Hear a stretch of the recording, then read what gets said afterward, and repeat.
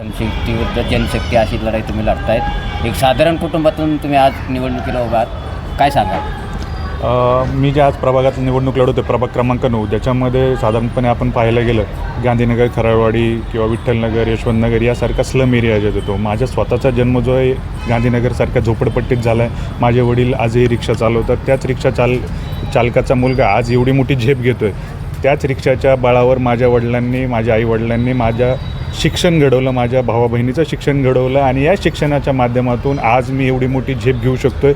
मी इतक्या मोठ्या आज आपण पाहिलं की या प्रभागात जो माझ्या विरोधात निवडणूक लढवतो आहे तो सिद्धार्थ बनसोडे नावाचा आपल्या इथले पिंपरीचे आमदार असणारे अण्णा बनसोडेंचा चिरंजीव. मग कुठेतरी असं वाटतं की मग तुमच्याकडं पैसा आहे, तुमच्याकडं ताकद आहे, तुमच्याकडे यंत्रणा आहे, म्हणून तुम्ही चिंचवडमध्ये राहत असताना प्रभाग 9 जो बघायला गेलं तुमच्या मतदारसंघात आहे, कुणी कुठेही निवडणूक लढू शकतो, परंतु प्रभाग 9मध्ये तुम्ही राहत नसतानासुद्धा तुम्ही या प्रभागामध्ये येत आहे. तुम्ही इथं आमचे जे काही कार्यकर्ते आहेत स्थानिक त्यांच्यावर कुठेतरी अतिक्रमण करताय आणि आमच्यावर तुमचा उमेदवार लादला जातो आहे, अशा पद्धतीची एक भावना सर्वसामान्यांमध्ये इथे निर्माण झालेली आहे. आणि त्याचबरोबर आपण पाहिलं तर माझ्या गांधीनगर, खराळवाडी या भागाला मागच्या 18 वर्षापासून प्रतिनिधित्व मिळालेलं नाही.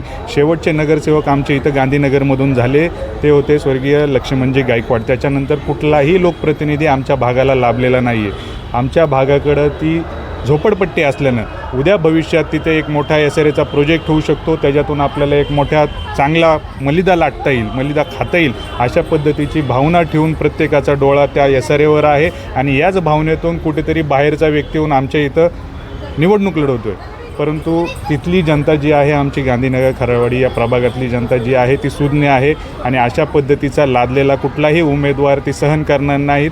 आणि इथला लागणारा जो निकाल असेल तो नक्कीच संपूर्ण महाराष्ट्राला एक धक्कादायक निकाल असेल. तुम्ही आपल्या